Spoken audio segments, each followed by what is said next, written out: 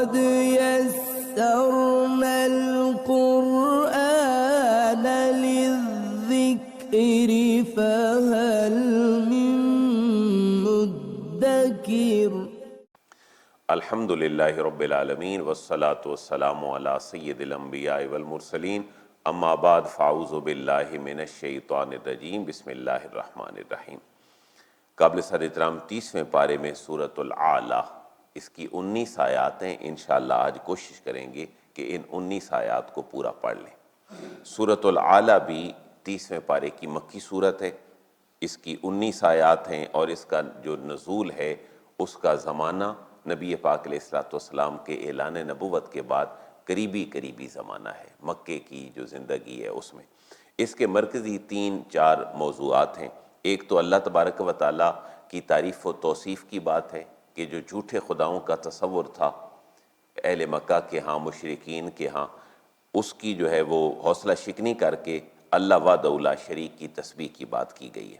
اس کے علاوہ کچھ عقلی دلائل ہیں کہ اللہ تبارک و تعالیٰ جس نے پوری کائنات اور انسان کو پیدا کیا ہے، وہ اس کائنات کو ختم کر کے ایک نئی کائنات کو اٹھانے پر بھی قادر ہے۔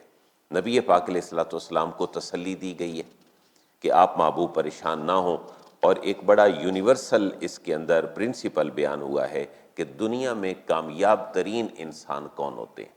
جو تمام انبیاء کرام کی امتوں میں کامیاب ترین لوگ تھے وہ کون سے ہیں، اس کے بارے میں آج کی سورہ مبارکہ میں چند بہترین پوائنٹس موجود ہیں۔ اعوذ باللہ من الشیطان الرجیم، بسم اللہ الرحمن الرحیم۔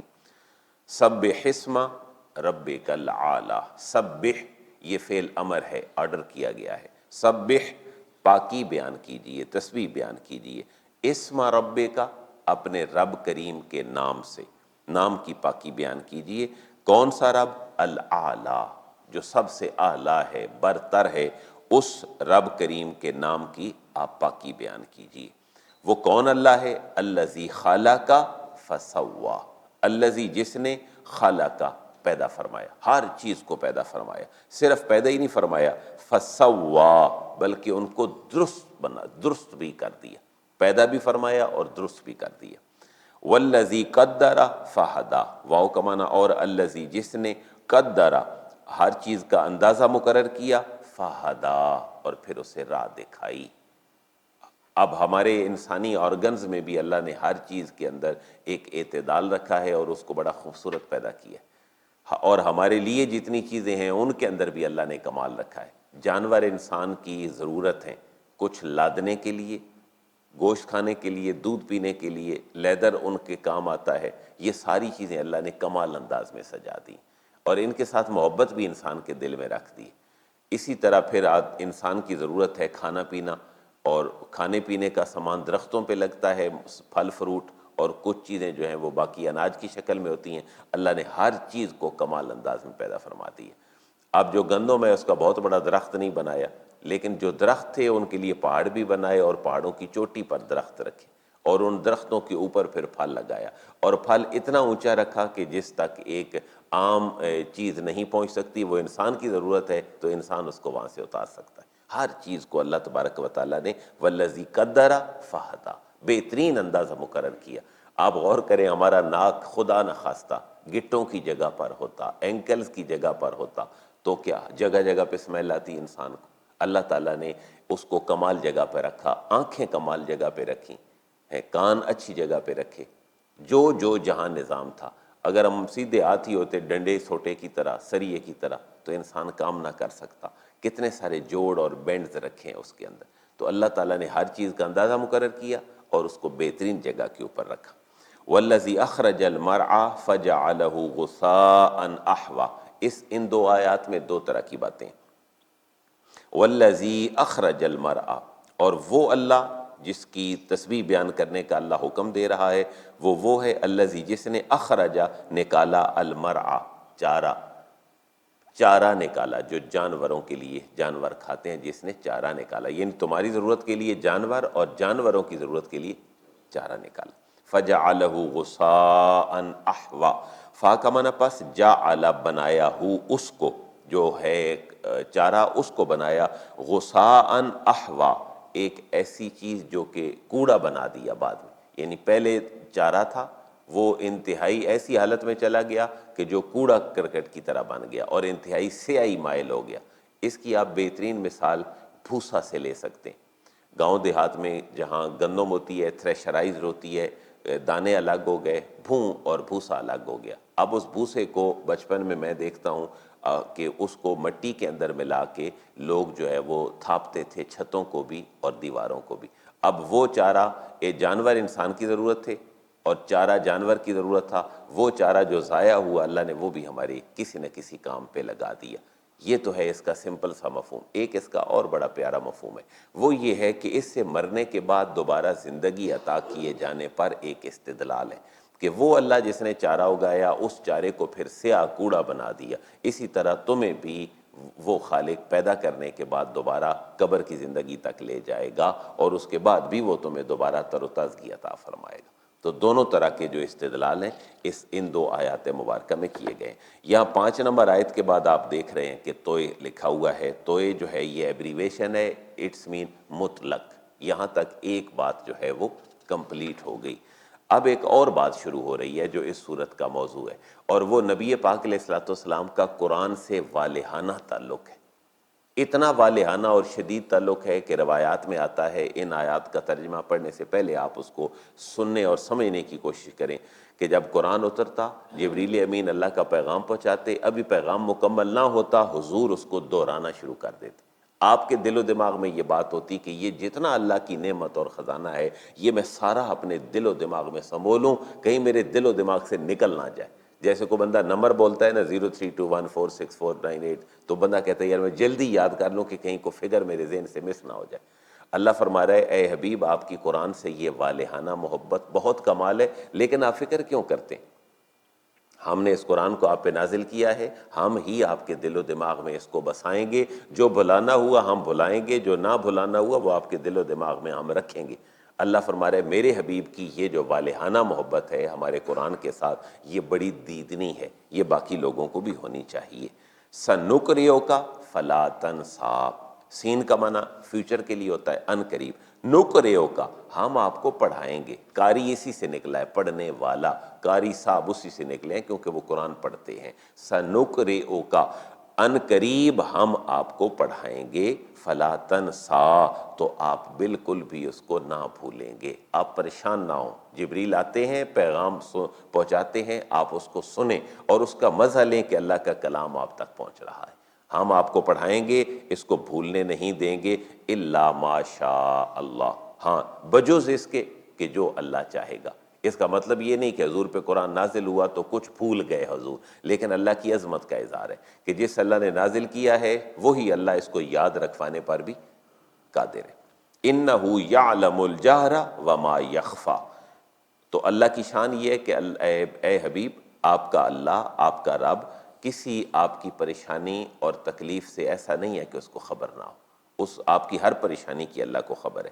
اِنَّهُ يَعْلَمُ الْجَهْرَ، اِنَّهُ بے شک اللہ تبارک و تعالیٰ، يَعْلَمُ جانتا ہے، الجہر ظاہر کو، یہ جو ہم نماز پڑھتے ہیں فجر مغرب عشاء ان کو ہم جہری نمازیں کہتے ہیں کیونکہ ان کے اندر قرات اونچی ہوتی ہے، اور زور اثر سری نمازیں ہیں ان کے اندر قرات آہستہ ہوتی ہے۔ اِنَّهُ يَعْلَمُ الْجَهْرَ، اللہ تعالیٰ ہر ظاہر اور بلند کو جانتا ہے، وَمَا يَخْفَى اور جو چیز چھپی ہوتی ہے مخفی ہوتی ہے اس کو بھی جانتا ہے۔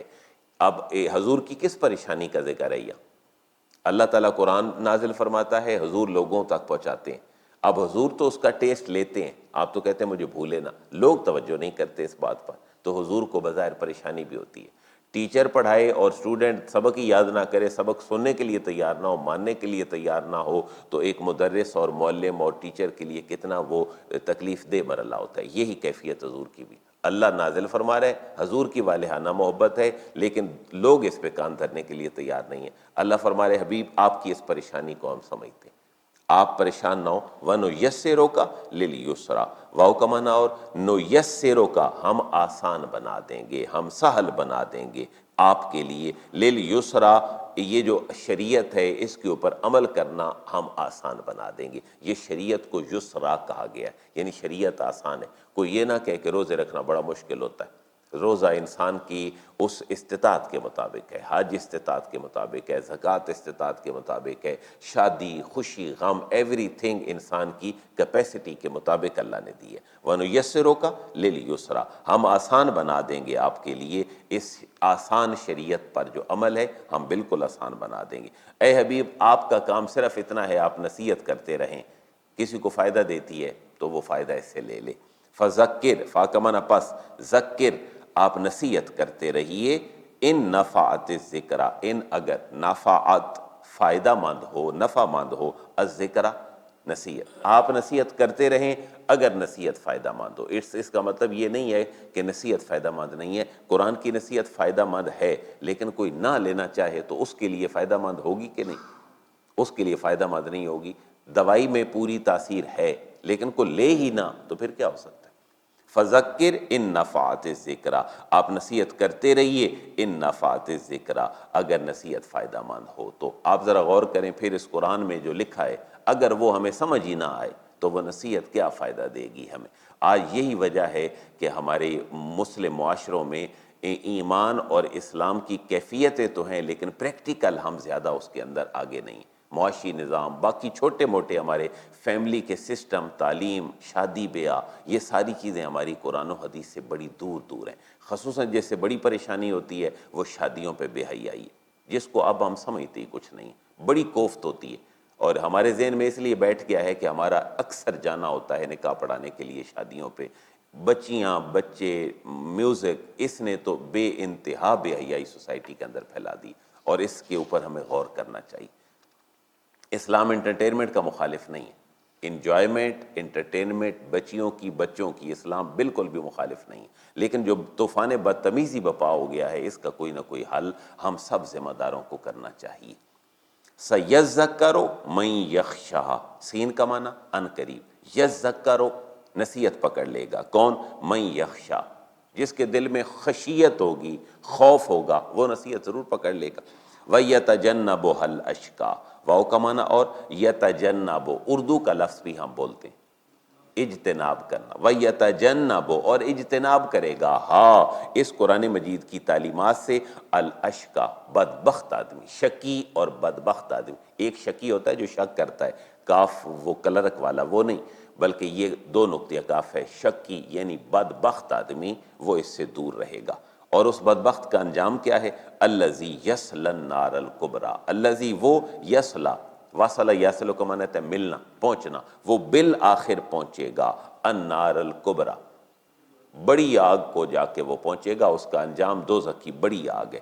اور یہاں تو پھر مرنے جینے کو مانتا نہیں نا کہ میں مروں گا تو کون مجھے اٹھائے گا، وہاں فرما رہے اللہ ثم لا یموت فیہا ولا یحیا، نہ مرے گا نہ جیے گا۔ بندہ دکھ میں بھی کہتا ہے نا یار کوئی حال نہیں، نہ مرتے ہیں نہ جیتے ہیں، یہی کیفیت ہے۔ ثم پھر لا یموتو، نہ وہ مرے گا، فیہا اس دوزخ کی آگ میں، ولا یحیا اور نہ ہی جیے گا، نہ مرے گا نہ جیے گا۔ اب ایک بڑا یونیورسل ٹروتھ بیان ہو رہا ہے اگلی آیات میں، اور بڑے مزے کی آیات ہیں یہ۔ قد افلح من تزکا، یہ سورت کا خطبہ ہے اختتامی، قد ویریلی، نو ڈاؤٹ، یعنی اس کے اوپر تاکید کی جا رہی ہے، قد بے شک، افلح فلاح پائی، کامیابی پائی، کس نے؟ من تزکا، جس نے خود کو پاک کر دی۔ کس چیز سے پاک؟ کپڑے بھی پاک اور دل و دماغ بھی شرک کی آلودگیوں سے پاک، ہر قسم کی ظاہری باطنی آلودگیاں، اندر کینہ نہ ہو، بغض نہ ہو، نفرت نہ ہو، بلکہ انسان کے دل میں انسانوں کے لیے محبت ہو، یہ ہے تزکا۔ اور کامیاب کون ہے؟ اس نے فلاح پائی، من تزکا، جس نے اپنے آپ کو پاک کر لیا، ہر طرح سے پاک کر لیا، خود کو، اپنے مال کو، اپنے پورے نظام کو اس نے پاک اور صاف کر دیا، وہ فلاح پا گیا۔ یہ اس لیے بات بتلائی جا رہی ہے کہ اہل مکہ کے ہاں کامیابی کے اپنے اپنے معیارات تھے، جیسے ہمارے ہاں بھی اپنے اپنے معیارات۔ کسی بندے کا معیار صرف پیسہ آنا ہے، وہ حلال و حرام ہو، اس کو کوئی پرواہ نہیں ہے، باقی سارے اپنے مقاصد ہیں۔ یہاں اللہ تعالیٰ فرما رہے بھئی حقیقی فلاح وہ ہے، نمبر 1 من تزکا، جس نے خود کو پاک اور صاف کر دیا۔ نمبر 2 وَذَكَرَ اسْمَ رَبِّهِ فَصَلَّى، واو کا معنی اور ذاکرہ، وہ ذکر کرتا رہا، اسم ربہ، اپنے رب کریم کا جو نام ہے اس کا وہ ذکر کرتا رہا۔ فصلی، اور نماز ہی پڑھتا رہا۔ پتہ چلا ذکر اور بھی ہوتے ہیں جو نماز کے علاوہ بھی ہوتے ہیں، جو ایسے مسنون ذکر ہیں، سبحان اللہ، الحمدللہ، اللہ اکبر، سبحان اللہ و بحمدہ، باقی جتنے بھی اذکار ہیں مسنون نبی پاک علیہ الصلوۃ والسلام سے ہم تک پہنچے۔ تو یہ 3 باتیں ہو گئیں۔ وہ کامیاب ہوا جس نے خود کو پاک کیا۔ نمبر 2، وذکر اسم ربہ، اپنے رب کا نام لیا، فصلی، اور نماز بھی پڑھی۔ یہ دیکھیں نا، صورت ہے مکی دور کی، ابھی نماز فرض نہیں ہوئی ہے، نماز فرض ہوئی ہے معراج پہ، حضور کی ہجرت سے تھوڑا پہلے۔ یہ صورت اس سے بھی پہلے نازل ہوئی ہے، لیکن یہاں نماز کا ذکر ہے۔ یعنی نماز کا تصور اللہ کے ہاں جھکنے کا تھا، باقی اس کی رکعتیں ہونا 2-4، اس کے اندر قرات ہونا، سورہ فاتحہ ہونا، سورت پڑھنا، رکوع سجود، یہ ساری چیزیں یہ بعد میں لیگلی آہستہ آہستہ ان کی شیپ جو ہے وہ ایسے بنتی گئی۔ پھر مکے میں 2 رکھتے تھی، حضور جب مدینہ گئے پھر بعض نمازیں 4 رکھتے ہو گئی، گریجویشن کے ساتھ نمازیں کمپلیٹ ہوتی گئیں۔ یہ جو آپ کو نمازوں میں اختلاف نظر آتا ہے نا، ہاتھ چھوڑنے کا، ہاتھ باندھنے کا، ادھر رفع یدین کا نہ کرنے کا، حنفیوں کا اصول یہ ہے کہ حنفیوں کی نماز جو صحابہ کرام سے ہم تک پہنچی وہ گریجویشن کے ساتھ ایک تکمیلی نماز ہے۔ اس سے پہلے ہاتھ حضور نے چھوڑے بھی، اس کے ساتھ پہلے رفع یدین بھی فرمایا، اس سے پہلے باتیں ہوتی رہیں، نماز میں موومنٹ بھی جائز تھی۔ اب بھی آپ جائیں سعودیہ، نماز پڑھ رہے ہوں حرم میں، تو اگلی صف خالی ہو تو نمازی ڈیورنگ پریئر ہی کیا کرتا ہے؟ آگے چلا جاتا ہے۔ حنفیوں کے نزدیک نماز کا اصل مقصد خشوع و خضوع ہے۔ خشوع و خضوع میں جو چیز مانے ہے وہ حنفیوں کے ہاں حضور کا ابتدائی مرحلہ ہے، بعد والا نہیں۔ آپ یہ جانتے ہیں کہ ابتدائی دور میں جوتے پہن کر بھی نماز پڑھنا جائز تھی، بالکل جائز تھی، جوتے پہن کر نماز پڑھی جاتی تھی، جی، سلام کا جواب بھی دیا جاتا تھا نماز میں۔ تو بعد میں یعنی اصول حنفیوں کا کیا بنا کہ وہ حضور نے رفع یدین فرمایا، نماز میں چلے بھی، گفتگو بھی جائز تھی، سارا کچھ تھا، لیکن جب تکمیلی نماز ہو گئی آقا دو جہاں علیہ الصلوۃ والسلام کی عمر شریف کے آخری سالوں میں، پھر وہ نماز ہے جو اب نماز ہے۔ لہذا رفع یدین کا انکار نہیں ہے کسی کو، لیکن یہ ہے کہ حنفیوں کے نزدیک آخری عمل حضور کا وداؤٹ رفع یدین ہے جو نماز میں پڑھا گیا۔ تو یہ اس کی بات ہم نے کی۔ وذکر اسم ربی فصلی، نماز تو بھی وہ ہوئی ہی نہیں اس شیپ میں، تو ادھر نماز کا ذکر ہے۔ یعنی کسی نہ کسی نماز کا تصور تھا۔ حضور معراج پہ تشریف لے گئے تو معراج پہ جانے سے پہلے نبیوں کو نماز پڑھائی ہے، حالانکہ نماز کب فرض ہوئی ہے؟ معراج پر فرض ہوئی ہے۔ وہ کوئی نماز تو ہے جو حضور نے پڑھائی ہے، اس لیے نماز کی شکلیں تھیں، لیکن کمپلیٹ نماز اپنی آ کر وہ بنی جو صحابہ کرام اور حدیثوں سے ثابت ہے اور ہم تک پہنچی ہے۔ کیونکہ میں یہ بات اس لیے کہتا ہوں، لوگ ڈاؤٹ فل ہیں کہ یار بعض جگہ رفع یدین ہوتا ہے، بعض جگہ پہ رفع یدین نہیں ہوتا، بعض جگہ پہ ہاتھ اوپر باندھتے ہیں، بعض جگہ پہ نیچے باندھتے ہیں، بعض جگہ پہ ہاتھ کھول لیتے ہیں، کہیں تکبیریں عید میں 14 ہوتی ہیں، 12 ہوتی ہیں، کہیں 6 ہوتی ہیں۔ یہ اختلاف کیوں ہے؟ تو ایک اصول، حنفیوں کی نماز ان کا دعویٰ ہے کہ حضور کی زندگی کی آخری نمازوں کا وہ نچوڑ ہے، یہاں آ کر نمازیں اور چیزیں مکمل ہو گئیں۔ بل تؤثرون الحیات الدنیا، گلے کی بات کی جا رہی ہے کہ کامیاب تو وہ ہے جس نے خود کو پاک کیا، اللہ کا نام لیا، نماز پڑھی، لیکن تم کیا کرتے ہو؟ بلکہ تؤثرون، تم ترجیح دیتے ہو الحیات الدنیا، دنیا کی زندگی کو ترجیح دیتے ہو۔ اللہ معاف کرے، ہماری نمازیں ہمارے ضروری کاموں کی وجہ سے بعض اوقات رہ جاتی ہیں۔ میرا خیال ہے مسلمان جان بوجھ کے تو کوئی بھی نہیں چھوڑتا، لیکن جو نمازی بندہ ہے، لیکن بعض اوقات ایسے ہوتا ہے، تو ہمیں اس کے بارے میں بھی الرٹ رہنا چاہیے۔ اور اس کا بڑا نفسیاتی میٹر ہے۔ اذان ہو، اللہ خیر صلاح، کام سارے چھوڑ دیں، اذان شروع ہو جائے، اسی لیے اذان کا جواب دینا بھی ضروری ہے تاکہ بندہ مینٹلی طور پر تیار ہو جائے، میں نے اب جانا ہے۔ تم دنیا کی زندگی کو ترجیح دیتے ہو، حالانکہ والآخرۃ خیر و ابقیٰ، یہ جو واو ہے نا، اس کا معنی ہے حالانکہ، اس کو ہم کہتے ہیں واو حالیہ۔ واو حالانکہ، الآخرۃ جو آخرت ہے، خیرون وہ کہیں بہتر ہے، و ابقیٰ اور باقی رہنے والی ہے۔ کون کامیاب ہے؟ اس کے لیے فرمایا تمہیں سمجھ نہیں آتی، یہی بات تو سارے آسمانی صحیفوں میں لکھی ہوئی ہے۔ ان ھذا لفی الصحف الاولی، ان کا معنی بے شک، ھذا یہ جو بات پیچھے بیان ہوئی ہے، لام کا معنی بلا شبہ، فی میں الصحف الاولی، سابقہ صحیفوں میں جو اللہ نے بھیجے ہیں، تورات، زبور، انجیل، باقی چھوٹے چھوٹے صحیفے، ان کے اندر لکھی ہوئی ہے، مثلا صحف ابراہیم و موسیٰ، جیسے ابراہیم اور موسیٰ کے صحف ہیں۔ یہاں اللہ نے 2 نبیوں کا ذکر کیا ہے۔ یہ ایک 15 سال بعد کی پریڈکشن ہے جو اس آیت میں پہلے ہوئی ہے۔ جو مکہ ہے وہ کس نبی کی پہچان تھا؟ حضرت ابراہیم کی، اللہ نے حضرت ابراہیم کا ذکر کیا۔ مدینہ میں جو یہودی تھے ان کی پہچان حضرت موسیٰ علیہ السلام تھی۔ جب حضور تشریف لے گئے مدینہ تو یہودی روزہ رکھتے تھے، آپ نے پوچھا کیوں؟ انہوں نے کہا ہمیں اللہ نے نجات دی تھی فرعون سے۔